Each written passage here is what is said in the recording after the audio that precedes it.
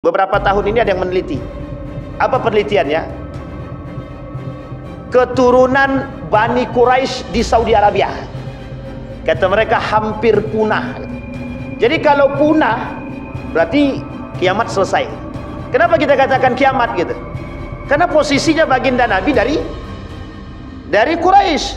Kalau Nabi dari Quraisy, akan datang Imam Mahdi dan turun Imam Mahdi dari golonganku, kata Nabi. Keturunanku, kata Nabi. Berarti kira-kira keturunan Quraisy atau bukan? Keturunan Quraisy atau bukan? Kalau keturunan Quraisy kemudian dikatakan hampir punah, bisa jadi tanda kiamat semakin dekat. Ini dalam teori keturunan.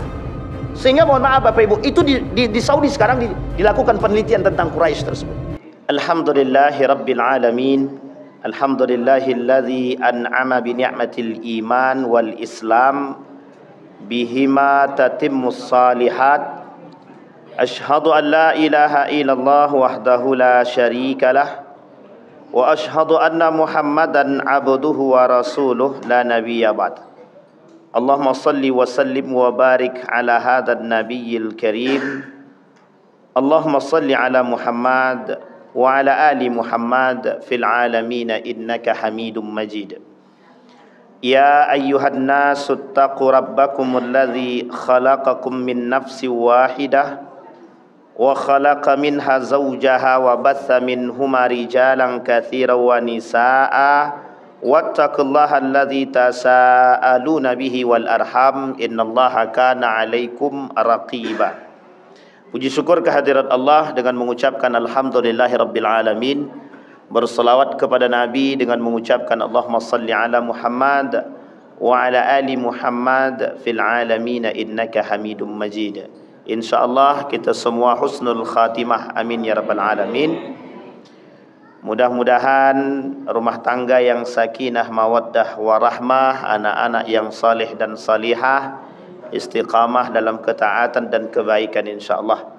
Orang tua kita yang telah mendahului Allah tempatkan di tempat terbaik di sisinya. Allah terima amal ibadahnya. Allah kumpulkan bersama orang-orang yang saleh. Dan insyaAllah untuk orang tua kita yang masih hidup, kuat, sehat, rezeki melimpah, insyaAllah husnul khatimah juga, amin ya rabbal alamin. Baik Bapak Ibu sekalian yang berbahagia, di malam hari ini ada hal yang ingin kita bahas bersama. Mudah-mudahan menjadi pengetahuan kita bersama. Dalam sejarah Islam ada yang disebut dengan periodeisasi namanya, di dalam Islam itu. Dia di dalam Islam itu Bapak Ibu ada masa periode yang dalam sejarah kita sebut dengan perputaran waktu, yang di dalam Al-Quran disebut dengan akan diganti masa dengan masa yang lain. Wa tilkal ayyam nudawiluha bainan nas, kata Allah, kami pergantikan masa tersebut. Saya malam hari ini lebih pengen berbicara tentang sejarah saja, biar kita nih ada semangat lain. Dalam sejarah kebangkitan Islam itu kita lihat periodenya itu oleh orientalis dari Eropa itu bilang the Dark Age. Dark Age itu namanya masa kegelapan. Masa gelap itu bagi kita masa terang, namanya Golden Age of Islam. Ada namanya Montgomery Ward, seorang orientalis, menuliskan begitu, kata dia the Golden Age of Islam. Ada masa-masa kejayaan Islam itu. Pada masa kejayaan Islam itu dianggap masa yang paling menguntungkan bagi umat Islam itu sendiri. Kita ambil masa tersebut, lebih tepatnya dari abad ke-7 sampai abad ke-10, cemerlang sangat. Karena Nabi masih hidup. Tapi pada itu sudah lewat batas Nabi Muhammad, para sahabat. Disebut masa itu masa gemilang, the Golden Age of Islam. Masa di mana kejayaan Islam. Oleh orientalis itu tak dianggap sebagai masa kejayaan. oleh orientalis dianggap sebagai dark age, masa kegelapan. Sebutlah satu di antaranya, ada Rihlah Ibnu Batutah namanya. Ada buku judulnya Rihlah Ibnu Batutah. Ibnu Batutah ini yang membantah semua teori-teori barat yang berkaitan tentang sejarah Islam, yang ditutupi. Yang ditutupi. Oleh siapa yang nutupi? Oleh kaum orientalis.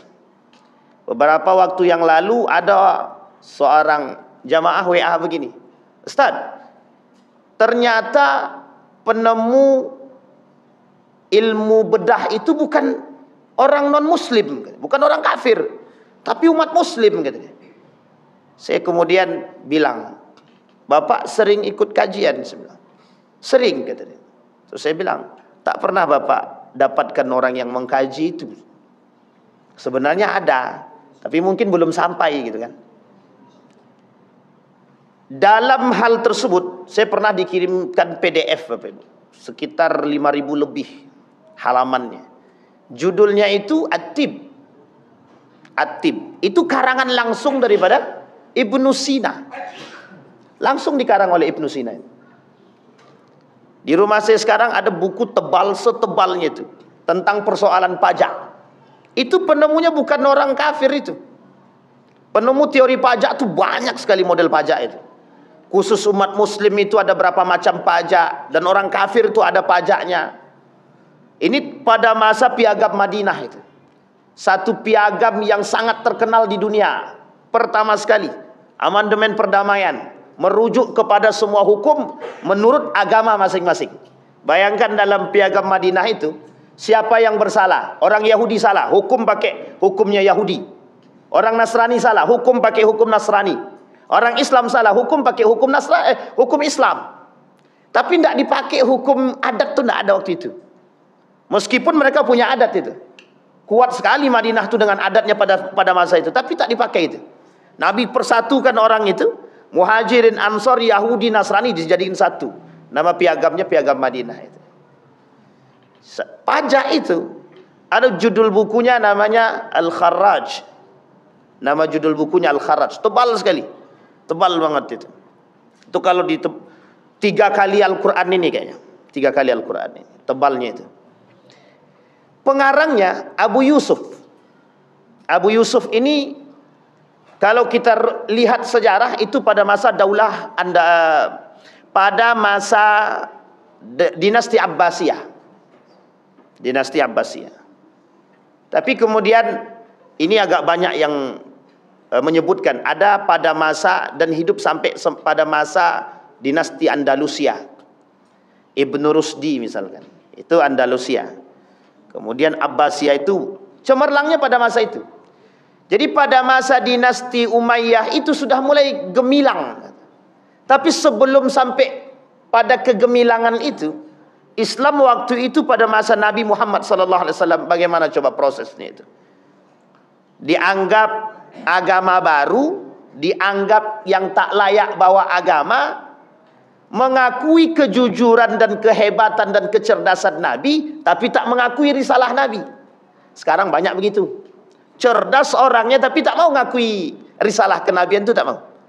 Makanya sebenarnya penyebab umat muslim ini ada kemunduran.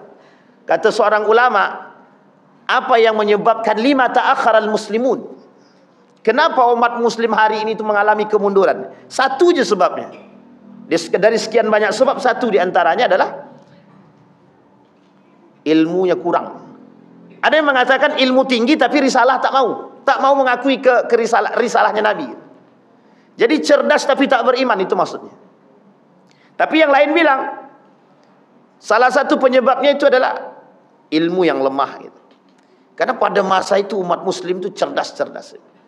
Yang menemukan pesawat terbang, sebenarnya bukan pesawat terbang itu, sayap itu. Sayap pesawat itu.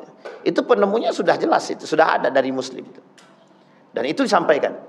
Bapak Ibu habis ini pulang ke rumah, buka video. Judul video itu The Golden Age of Muslim. The Golden Age of Islam. Sejarah kebudayaan Islam. Sejarah masa keemasan Islam. Nanti Bapak Ibu temukan video cari yang translate bahasa Indonesia, dia ada pakai bahasa Inggris soalnya. Dan itu yang buat bukan orang Indonesia.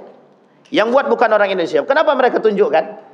Di situ disebutkan namanya, ada Abu Hayyan, Ibnu Sina dan lain sebagainya. Pembuat kacamata, penemu bedah dan lain sebagainya. Itu bukan orang kafir, disebutkan dalam buku itu, bukan. Dan ini nanti akan kita sampaikan jika sampai ininya. Jadi Bapak Ibu sekalian yang berbahagia, Islam itu punya periode masa kejayaan itu, dari masa baginda Nabi sampai runtuh Turki Utsmani. Jadi dari masa baginda Nabi Muhammad SAW abad ke-7 sampai masa Turki Utsmani runtuh 1925.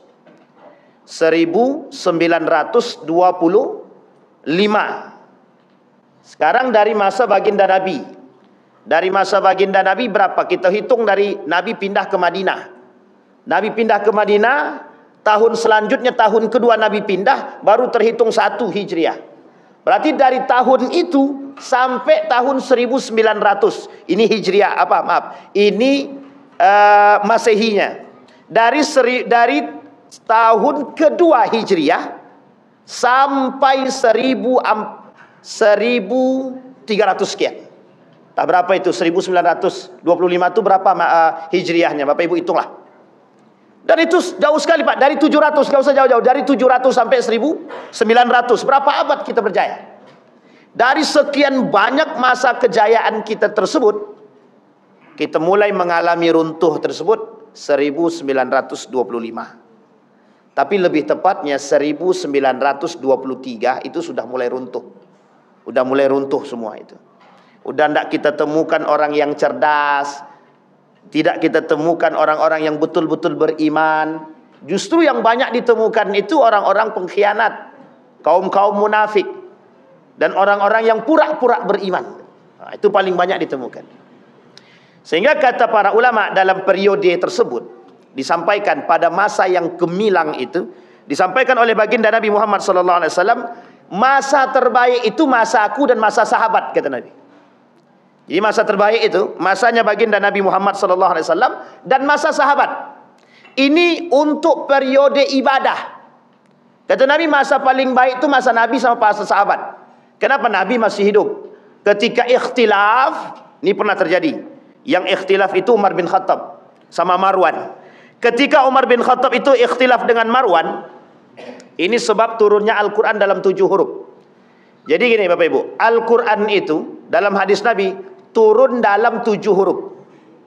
Berapa huruf? Huruf apa aja? Ada yang tahu Bapak Ibu? Al-Quran ini turun dalam 7 huruf kata Nabi. Wa anzalal Quran ala 7 ahruf.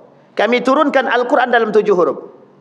Ini oleh para ahli ilmu Al-Quran dibahas. Yang dimaksud dengan 7 huruf itu bukan alif, ba, ta, tha, jim, bukan. Tapi apa namanya Pak Ibu? Bukan ikra, tapi dialektika bahasa Arab pada masanya. Yang tertinggi dialektikanya disebut dengan Quraisy. Makanya diambil dari 7 dialektika bahasa Arab itu, seperkampungan Arab dengan kabilah-kabilah Arab tersebut diambil satu yang terbaik, namanya Quraisy. Sehingga bahasa Arabnya Quraisy itu paling baik, bahasa paling baik. Dalam Al-Quran itu bahasa Quraisy sama. Sampai ada yang meneliti tahun ini, bukan tahun ini, beberapa tahun ini ada yang meneliti. Apa penelitiannya? Keturunan Bani Quraisy di Saudi Arabia. Kata mereka hampir punah. Jadi kalau punah, berarti kiamat selesai. Kenapa kita katakan kiamat gitu? Karena posisinya baginda Nabi dari Quraisy. Kalau Nabi dari Quraisy, akan datang Imam Mahdi dan turun Imam Mahdi dari golonganku kata Nabi, keturunanku kata Nabi. Berarti kira-kira keturunan Quraisy atau bukan? Keturunan Quraisy atau bukan? Kalau keturunan Quraisy kemudian dikatakan hampir punah, bisa jadi tanda kiamat semakin dekat. Ini dalam teori keturunan. Sehingga mohon maaf Bapak Ibu, itu di Saudi sekarang dilakukan penelitian tentang Quraisy tersebut. Bapak Ibu kalau ke Mekah, orang Mekah hari ini, orang Arab hari ini, Bapak Ibu dengarkan, bahasa Arab yang mereka pakai resmi apa tidak? Tidak resmi, Pak. Fulan, fentaruh. Gini, tahan suai. Istimgha. Itu bukan bahasa Arab resmi, Pak. Itu bahasa pasaran. Sama kayak kita ngomong bahasa biasa. Enco, komayang lu. Komay gitu. Tahu Bapak Ibu? Ya kayak gitu bahasa orang Arab sama itu. Dialektika Arab, dialektika Saudi, dialektika Yaman, Libanon itu beda-beda. Meskipun Arab semua itu. Makanya kalau ada orang Indonesia bisa berbahasa Arab fasih, itu sangat dihormati. Assalamualaikum. Waalaikumsalam. Ila aina tadhhab. Itu seolah-olah bagi mereka, wow, hari ini. Kenapa dianggap wow? Dianggap kita ini seorang muta'allim, pelajar terbaik. Karena mereka saking jarangnya mendengarkan dialektika bahasa Arab yang baik itu. Makanya Al-Quran sebut, diturunkan Al-Quran dalam 7 huruf. 7 huruf maksudnya 7 dialektika. Jadi suatu ketika Umar bin Khattab salat di belakang seorang sahabat Nabi. Ketika salat dibaca surat Ar-Rahman. Lah kok beda, kata Umar bin Khattab. Wah, ini udah nggak kusuk dalam salat nih, Umar bin Khattab udah nggak kusuk dalam salat ini. Kok beda nih, kata Umar bin Khattab. Selesai salat diambilnya kera bajunya yang imam tadi, ditarik ya Pak. Ente sesat, kata dia. Digituin Pak. Ini Umar bin Khattab itu Pak. Bapak Ibu bisa bayangkan kan, gimana kalau tiba-tiba imam sesat, dianggap bacaannya langsung ditarik itu Pak, selesai sholat itu. Sini, kata Umar bin Khattab. Bayangkanlah, orang sekarang kan begitu tuh. Jadi kalau ini nggak sesuai ini dengan dialektika kita, ini kayaknya sesat nih, langsung disesat-sesatkannya. Ditarik Pak, dibawa ke baginda Nabi Muhammad SAW. Apa masalah, kata Nabi? Dia nih baca suratnya, surat Ar-Rahman nih beda nih, kata dia. Nggak sama dengan apa yang kau baca. Kata Nabi, akra'uka hakadha wa akra'uhu hakadha. Aku bacakan kepada engkau dengan model begini, aku bacakan dengan dia dengan model begini. Sehingga kata Umar bin Khattab, oh begitu. 7 dialektika. Maka di dalam Al-Quran, ini ada sejarah Pak. Sampai Utsman dapat fitnah tuh di situ. Di dalam Al-Quran kita sekarang, itu bahasa yang diambil bahasa Arab Quraisy. Ada beberapa ayat di dalam Al-Quran yang tidak familiar didengar oleh orang-orang Arab. Kita ambil contoh. Bahasa Arab pisang itu mauzun. Tapi dalam Al-Quran tidak mauzun disebut. Itu bahasa yang sangat familiar. Mauzun itu. Bapak Ibu belajarlah bahasa Arab. Apa artinya bahasa Arabnya pisang? Semua orang akan bilang mauzun. Tapi dalam Al-Quran tidak. Ada seorang anak mahasiswa Universitas Islam Sultan yang di sini Sultan Syarif Qasim meneliti tentang kalimat pisang dalam Al-Quran. Cuman 1 kalimat. Dan dia teliti mengapa kalimat itu menggunakan bahasa Arab selain daripada bahasa Arabnya Quraisy. Akhirnya tak selesai. Karena tidak banyak dokumen tentang hal tersebut. Tidak mau Pak. Ternyata masih ada kalimat. Tapi tak banyak. Kalimat-kalimat yang bukan dari Quraisy di dalam Al-Quran itu tak banyak. Tapi ada. Sehingga mohon maaf Bapak Ibu. Satu bentuk kemujizatan Al-Quran itu yang harus Bapak Ibu akui. Ketika Zaid bin Thabit dengan Ali bin Abi Thalib yang diminta oleh Utsman ibn Affan untuk merangkum, untuk menuliskan Al-Quran tersebut, itu butuh waktu yang sangat panjang dan keseriusan. Nah, jadi ini sini letak mukjizatnya. Jadi mukjizat itu tidak sembarangan. Kita ambil contoh. Ada namanya surat Al-Fatihah. Bapak Ibu hitung jumlah huruf alifnya saja. Bapak Ibu jumlahkan huruf alifnya, nanti kelipatannya 7 itu mesti. Dan itu oleh seorang doktor di Universitas di Yogyakarta, Universitas Islam Indonesia, ahli Al-Quran, ahli qiraat sab'ah. Itu beliau lakukan penelitian ilmiah tentang huruf alif saja. Butuh waktu 2 tahun. Huruf alif to dalam surat Al-Fatihah saja. Coba bayangkan. Sehingga dikatakan mukjizat. Ada angka-angka tertentu dalam Al-Quran. Kenapa kok harus 7? Kenapa harus sekian? Dan tidak ada di situ angka sial 13. Yang dianggap sial kan? Tapi ada poinnya. Banyak Pak yang disebutkan dalam Al-Quran. Ini yang disebut dengan keilmiahan. Kata baginda Nabi, pada masa itu Umar bin Khattab saja sebagai orang yang sangat-sangat alim, itu masa itu terjadi pertikaian antara Umar dengan sahabat Nabi. Artinya periode ini, kata Nabi, periode terbaik gitu. secara keimanan. Memang keilmuannya merujuk kepada Nabi semua. Semua yang tak tahu tanya sama Nabi. Sehingga yang keluar dari lisan Nabi itu adalah semuanya wahyu. Wa ma yantiqu 'anil hawa in huwa illa wahyun yuha. Tak ada yang keluar dari lisan Nabi kecuali semuanya wahyu. Semuanya, Pak. Ditanya sama Khalid bin Walid, semua disampaikan sama Nabi dan diabadikan dalam bentuk hadis baginda Nabi Muhammad sallallahu alaihi wasallam. Periodenya dari Nabi sampai sahabat Nabi. Kata Nabi, itu periode terbaik. Masaku sampai sahabat. Tsumma yalena.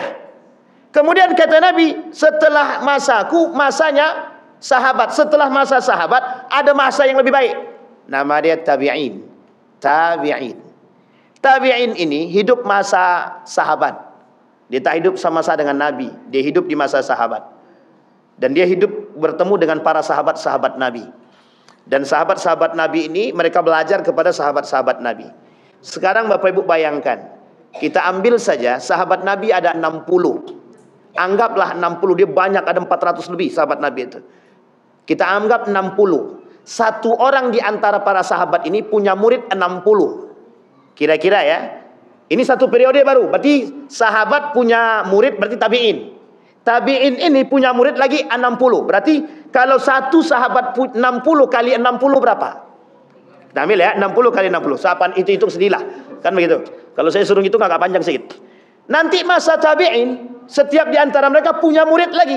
Sekarang pertanyaannya, mungkin tak masa tabi'in mengalami pemahaman ikhtilaf yang berbeda dengan sahabat Nabi?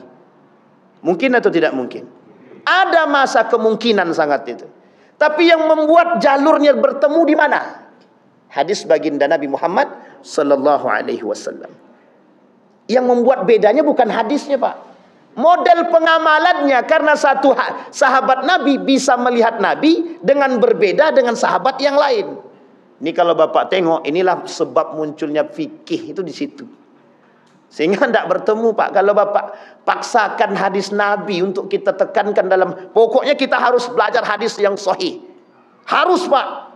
Nanti kalau kita bilang hadis sahihnya harus betul, kata hadis tadi kata hadis Nabi, bapak dan ibuku masuk dalam neraka, katanya.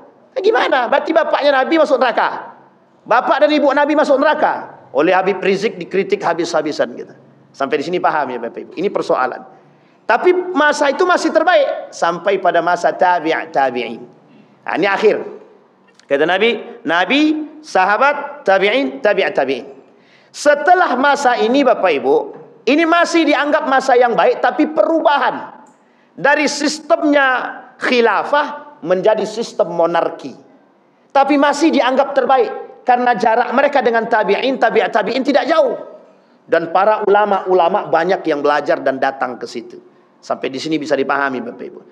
Maka tepat pada 1925 runtuh Turki Utsmani, hilang semua ruh-ruh Islam itu.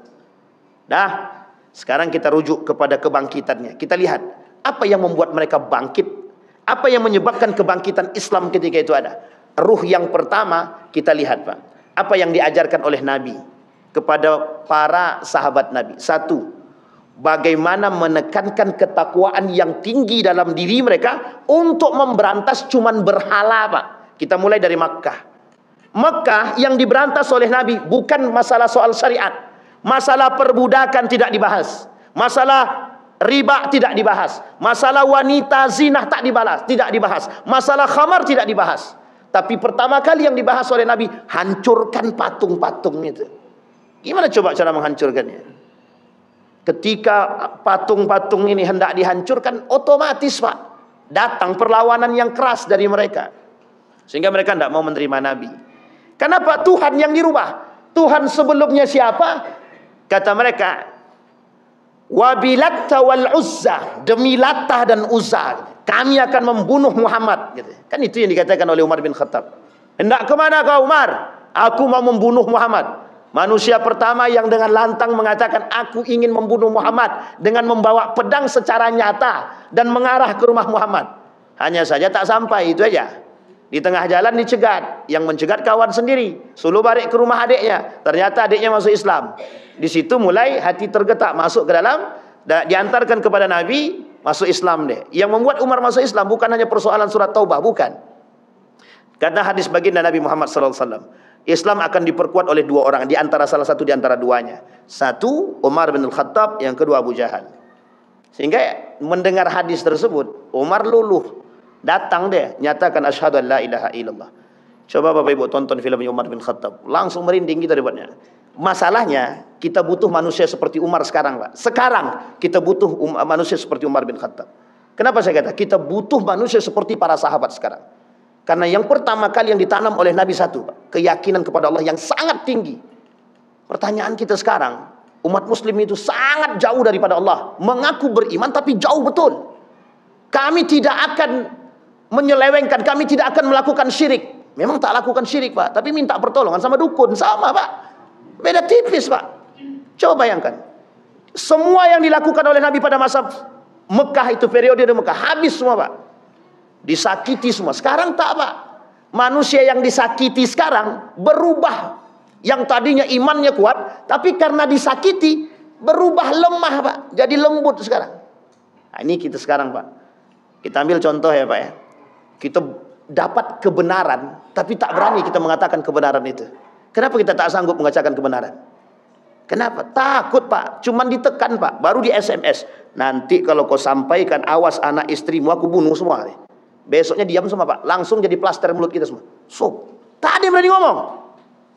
Tapi waktu itu, apa kata Yasir bin Amr? Jangankan persoalan yang lain, persoalan akidah. Aku tidak akan mengucapkan keluar daripada Islam. Setelah dibunuh kedua bapaknya, apa kata Yasir bin Amr? Aku keluar daripada Islam. Sehingga Nabi tak mau berbicara dengan Yasir bin Amr 3 hari. Nabi tak mau ngomong, Pak. Berarti kalau hari ini ada yang seperti itu, banyak yang tidak ditegur Nabi, Pak.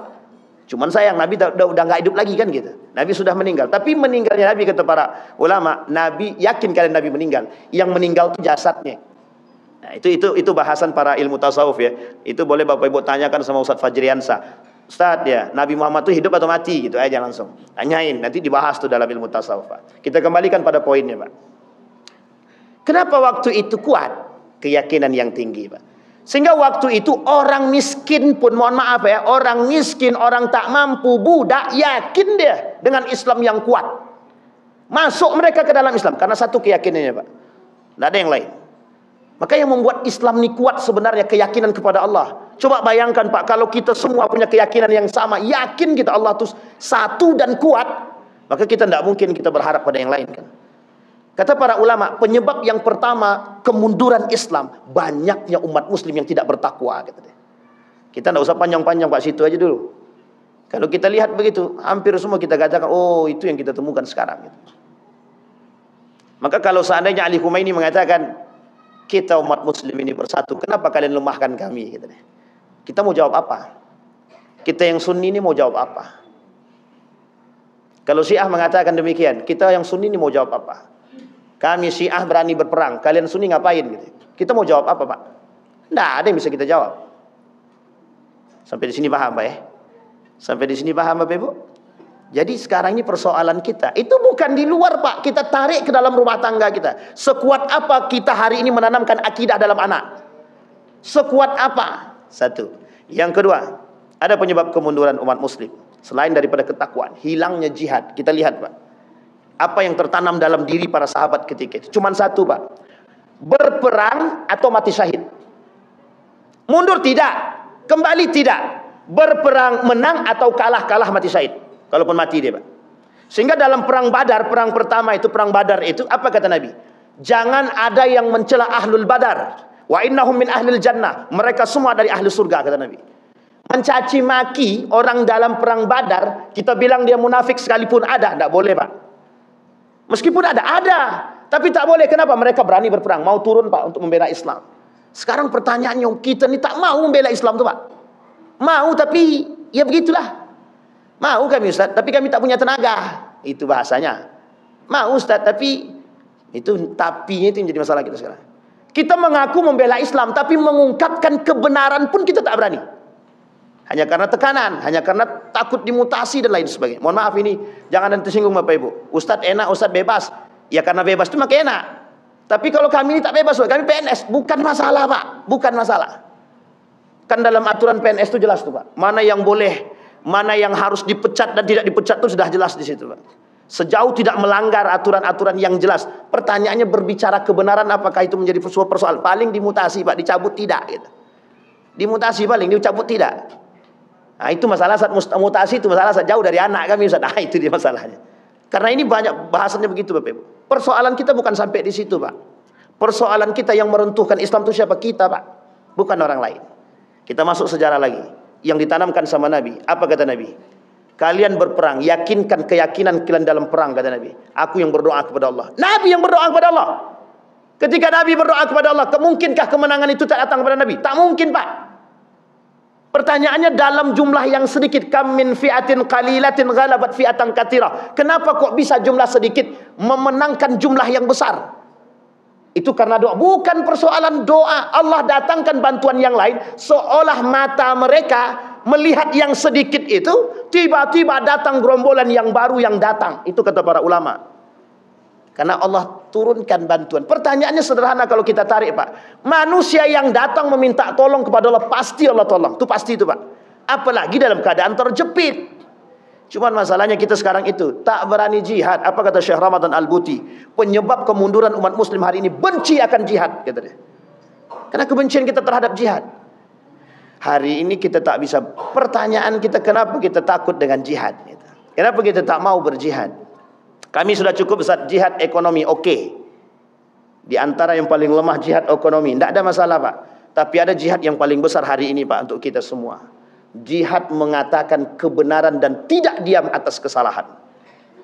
Itu yang paling penting Pak. Maka jihad ini kata para ulama, ada penulis kitab itu Irsyadul Ibad itu. Persoalan jihad ini persoalan serius. Kenapa saya katakan persoalan serius?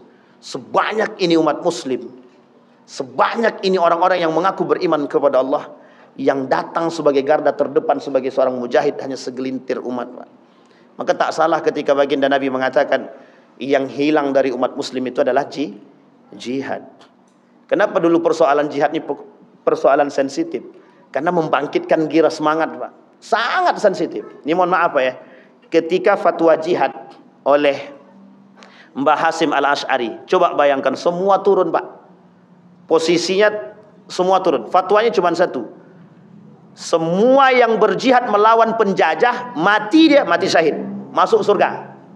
Cuman itu yang diharapkan Pak. Ini pernah ingat kasusnya Habib Rizik Pak ya. Saya tidak bela Habib Rizik, tapi kasus ini sangat cemerlang pada masanya. Apa kita katakan? Satu perintah yang ditunggu waktu itu. Kalau jihad kita bilang mungkin jihad semua Pak. Buktinya datang tuh ramai manusia datang ke Monas itu Pak. Sekarang kita nggak tahu ya, tapi begitu posisinya. Artinya ketakutan orang kafir, ketakutan Eropa terhadap kekuatan yang seperti ini, itu sangat Pak. Jangan dikira Bapak Ibu yang melihat berita internasional ketika itu, ketika berkumpulnya umat muslim di Monas itu beritanya sampai ke internasional Pak. Apa beritanya? Kekhawatiran Eropa terhadap semangat jihad. Coba bayangkan. Itu saya baca betul berita itu, merinding saya Pak. Keluar dari berita-berita internasional itu cuma satu perkataan. Apa kata kaum-kaum orientalis itu? Kalau ini betul bertahan lama, habis kita.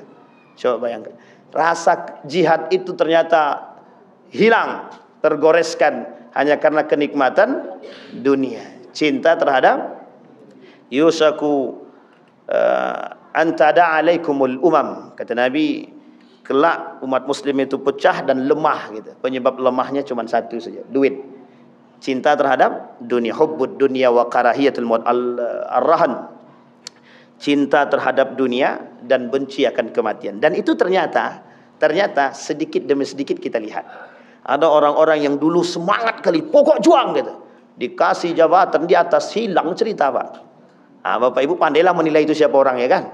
Masih mending dia munafik dari awal gitu kan. Tapi kok munafiknya setengah-setengah gitu. Di awal dia semangat bela Islam, tapi ternyata ketika dapat kursi, hilang cerita Pak. Tidak ada hilang lagi. Oh pokoknya Ustaz kami mau berjihad. Ini cerita nyata Bapak Ibu. Ada seorang pemuda.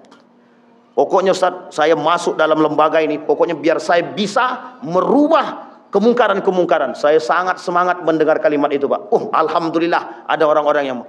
Setahun kemudian apa kata dia? Tak sanggup saya Ustaz kata dia. Mundur aja lah kata dia. Coba bayangkan. Saya sudah ingatkan. Tidak akan mampu saya bilang itu. Bukan tak mampu. Karena memang Itu yang kita, karena yang kita hadapi orang-orang yang memang mencari kepentingan dunia dalam suatu lembaga Islam, tapi dia mencari kepentingan di situ. Dia gunakan lembaga ini, dia bangun lembaga ini, tapi untuk mencari kepentingan dunia. Tidak masuk Pak, dengan roh jihad itu tidak masuk. Sehingga jangan mengatasnamakan mengaku jihad, tapi tidak ada jihadnya gitu. Maka yang kita katakan semboyan kita cinta terhadap agama, semangat terhadap agama, kita harus lihat siapa pelakunya Pak. Karena banyak yang mengatasnamakan semboyan-semboyan tersebut ternyata di belakang itu punya kepentingan. Kita lihat tuh berapa banyak orang-orang yang datang ke sana hanya untuk meminta gitu. Nauzubillah tsumma nauzubillah. Kembali kepada poin yang tadi. Apa yang ditekankan Nabi pada periode itu? Yang ditekankan oleh Nabi adalah semangat jihad. Sampai kata Nabi, yang tidak ikut berperang munafik, kata Nabi. Kalau sekarang sebenarnya bisa kita katakan Pak, yang takut berperang itu munafik. Yang tak mau membela umat muslim munafik, yang tidak mau membangkitkan semangat atau yang meruntuhkan semangat jihad umat muslim berarti munafik. Bisa saja kita katakan demikian.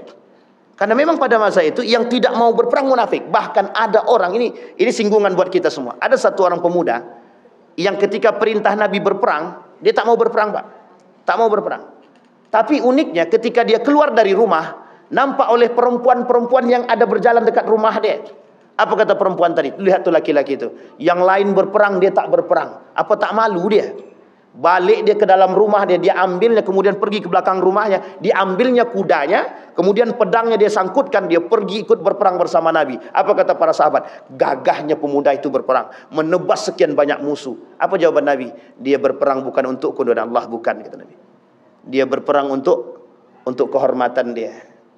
Sekarang saya tanya, itu kalau kita bahasakan sekarang, berapa banyak manusia yang menjaga kehormatan dia dengan alihnya agama?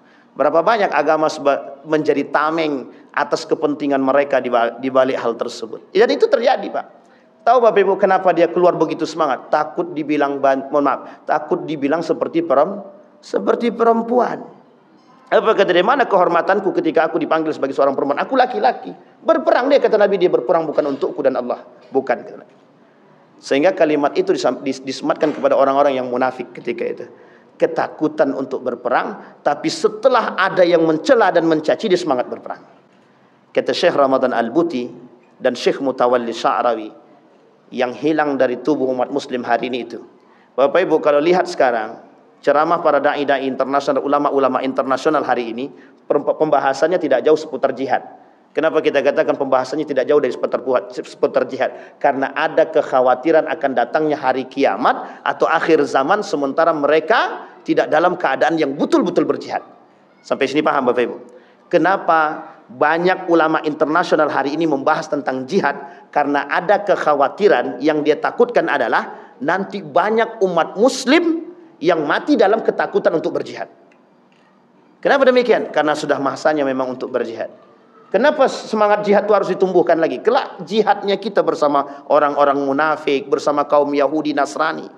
Bayangkan Pak, kita hari ini dicuci, diperangi dalam otak kita, diam saja. Dari dulu kita 1926, dicuci terus sampai hari ini, kita diam saja. Bahkan hampir setengah daripada umat muslim ini mengikut daripada perbuatan mereka. Coba bayangkan. Westernisasi, kebarat-baratan, semua Pak. Pakaian, kesehatan, pendidikan, semua masuk. Apa kata Dr. Adian Hussein? Liberalisme itu sudah masuk dalam kampus, kata dia. Jadi merubah pola pikir yang paling mudah itu memang enaknya mencuci pola pikir anak-anak mahasiswa sekarang. Coba bayangkan. Percaya atau tak percaya Bapak Ibu? Mahasiswa tidak hafal Al-Fatihah. Mahasiswa muslim tak hafal Al-Fatihah. Sekarang Bapak Ibu bayangkan kalau tak hafal Al-Fatihah itu PR siapa? PR siapa? Jangan bilang PR orang tua. Semua kita punya PR Pak. Pertanyaannya, pengajian di Pekanbaru ini membludak. Setiap maghrib ada kajian. Tapi masih banyak mahasiswa yang tidak bisa baca Quran. Pertanyaannya, apa dan siapa dan mengapa? Apa yang dilakukan oleh para dai-dai dan para ulama-ulama dan semua orang-orang yang mengikuti kajian?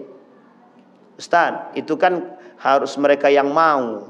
Sekarang tak butuh Pak. Kita sekarang ini tak bisa nunggu dia mau. Tak bisa. Tak bisa kita tunggu sadar, tak bisa. Karena sulit untuk menyadarkan dia. Lebih banyak pengaruh buat dia tak sadar daripada sadar. Maka kebijakan penting Pak. Kebijakan penting.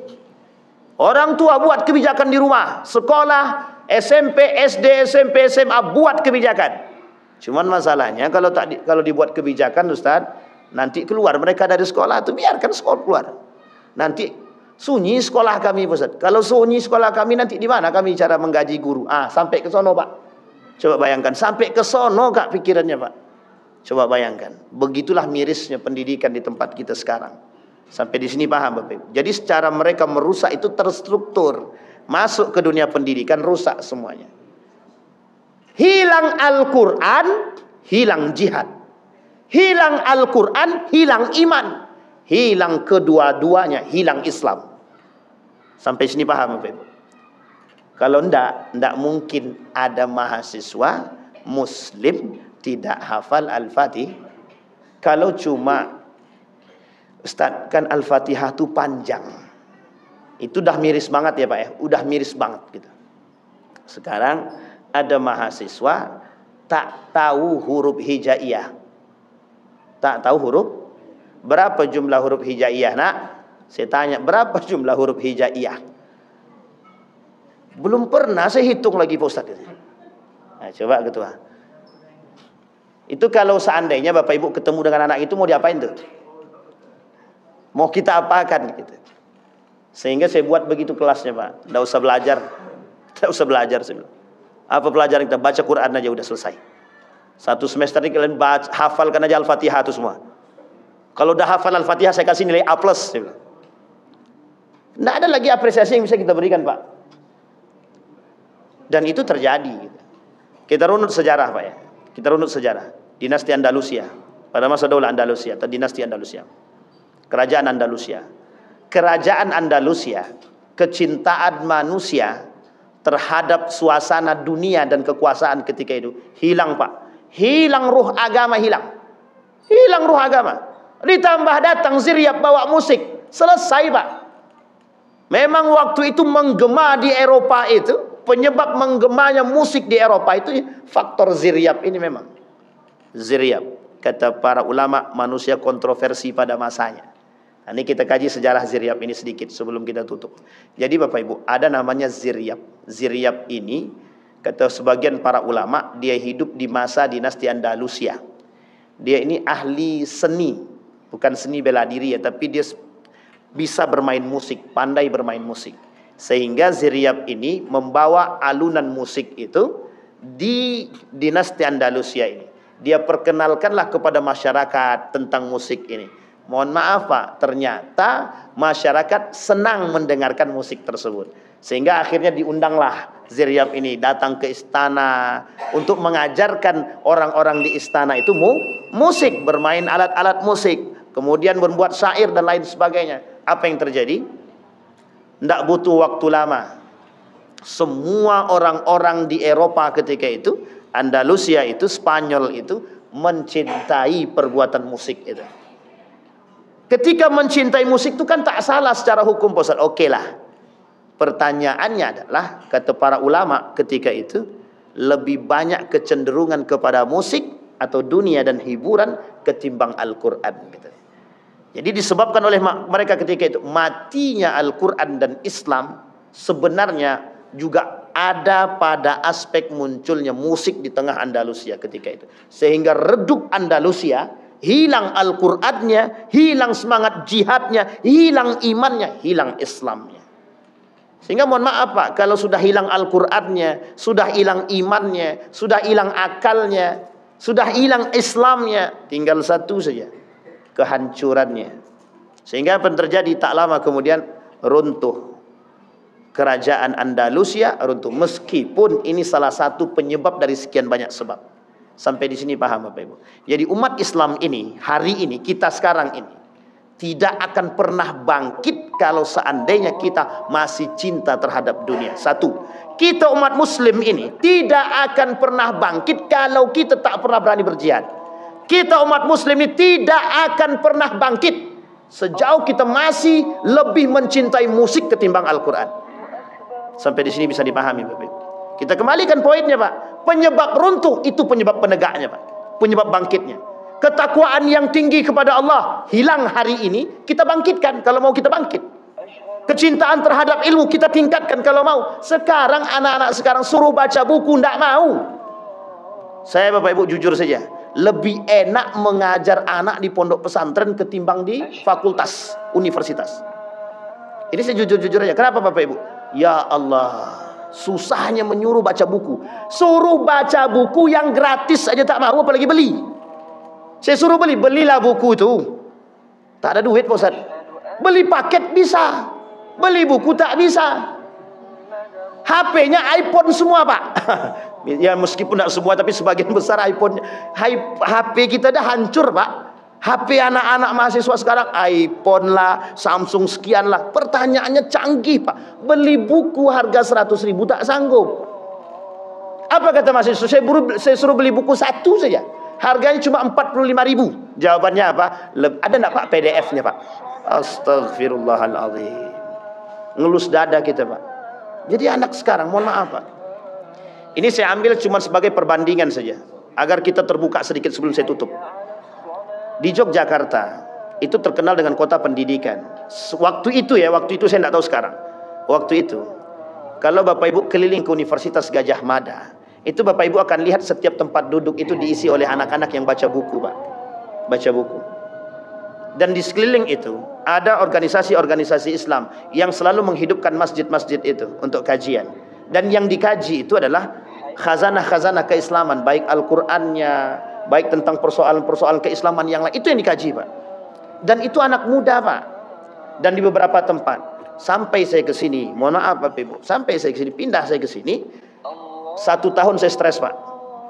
Saya waktu di Yogyakarta itu buat satu kelompok namanya Booknesia.